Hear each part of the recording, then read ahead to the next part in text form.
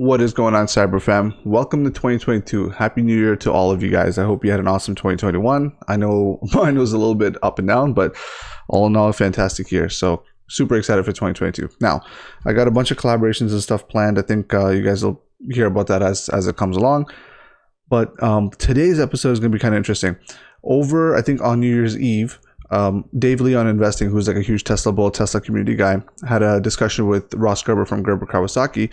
And he has some pretty choice words on Palantir. He basically described it being like the worst company in the world. And anyway, so we're going to discuss that. I'll chime in on with my opinion on that here. But before we continue, I just wanted to send my thoughts and prayers to the families in Colorado. I know you guys are going through some forest fire stuff, so my prayers go out to you. So I'll play the clip here, and then I'll chime in after. I'll link the actual interview in the description below. Go check it out. He's got some awesome content as well. So here we go. Got it. How about Palantir? Do you have any thoughts on Palantir? I do. I think it is literally the worst company in the world, like ethically. So like ESG, I have my own ESG rules. You know, everybody can make what they call morality up. I don't really believe in religious morality, for example. So I invest in cannabis. I invest in gambling.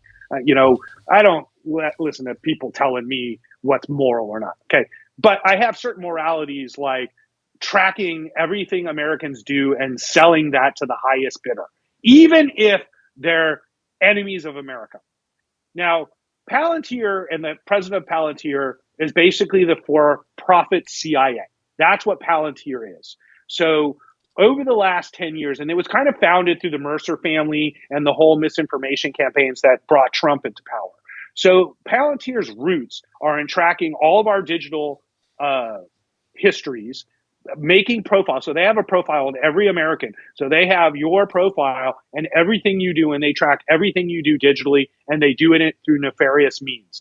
And then they take these things and they sell them to companies and governments and foreign spying institutions. And there are no ethical boundaries at Palantir who they will and won't sell information to.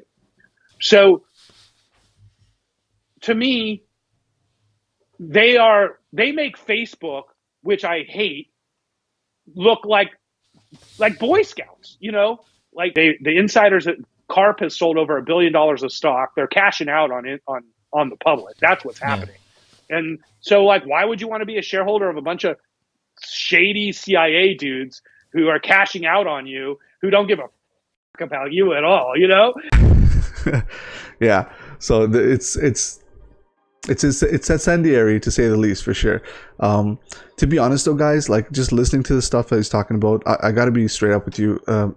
This whole channel is just a extension of my thoughts, right? So I'm going to be 100 with you all the way. Okay.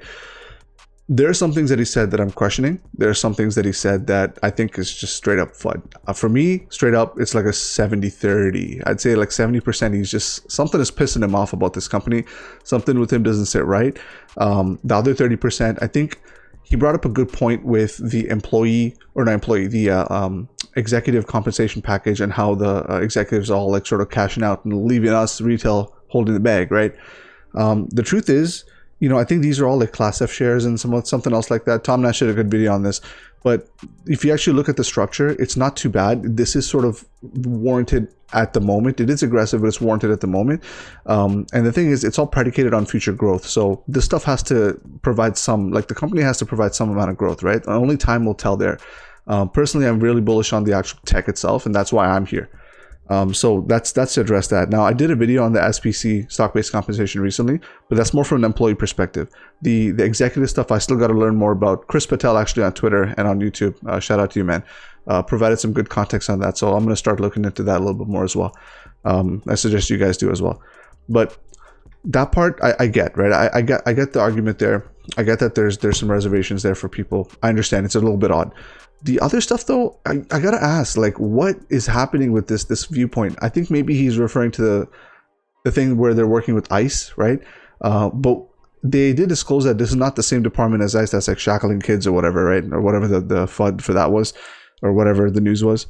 I think ICE is a huge organization, right? They're not just working on one thing. Now, you can't excuse some of this stuff, I'm sure, whatever, but to be honest with you, like, at the end of the day, these companies are essentially aiding government processes and stuff like that, right? So like if there was something that's this nefarious, I mean, we would either know it by now or we would have some indication of it so far, and it's a little unfounded in my opinion, right?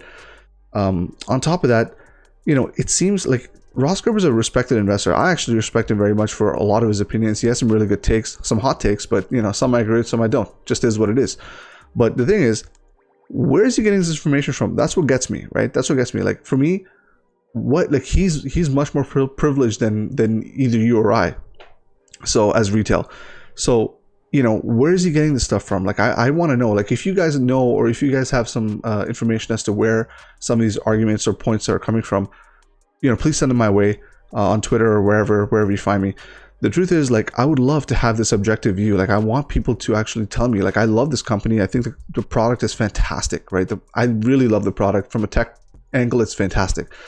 So for me, it's like, poke holes in it. Like, tell me what it is that I'm missing, right? And every time I hear anything, it's always this ICE argument or something like, oh, would you do this? Guys, like, I come from a third world country. There's a reason my parents moved here. Like, I know some of the stuff that you guys are talking about. And believe me, like, you'll know when you see it. And I don't think this is the case with Palantir.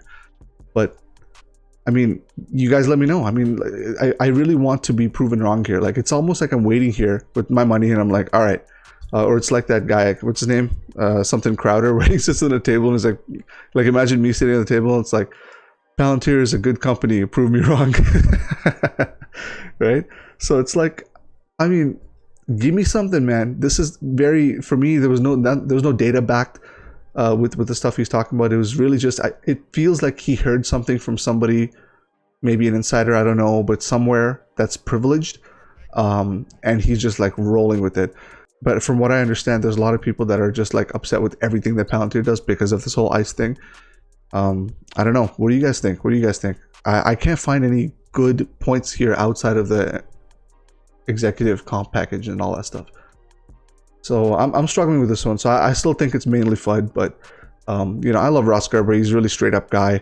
I respect him a lot for his opinions, and I think it's a valid one. It's just I think it's mostly FUD, and it's right now unfounded. He wasn't really asked to provide any data or anything, so it's not fair to say that he's just spreading FUD. But at the same time, like, I really would love to see what kind of data he's providing. This is a public company, so we should all have some access to some of these things, hopefully. But yeah, that's what I think, guys. Let me know what you think in the comment section below, guys. I mean, for me, I'm really looking at it from a tech angle, and I think it has more potential to save the world than ruin it. But that's my take on it. Again, let me know what you guys think. Happy New Year, all of you. I will see you all in the next one. Peace.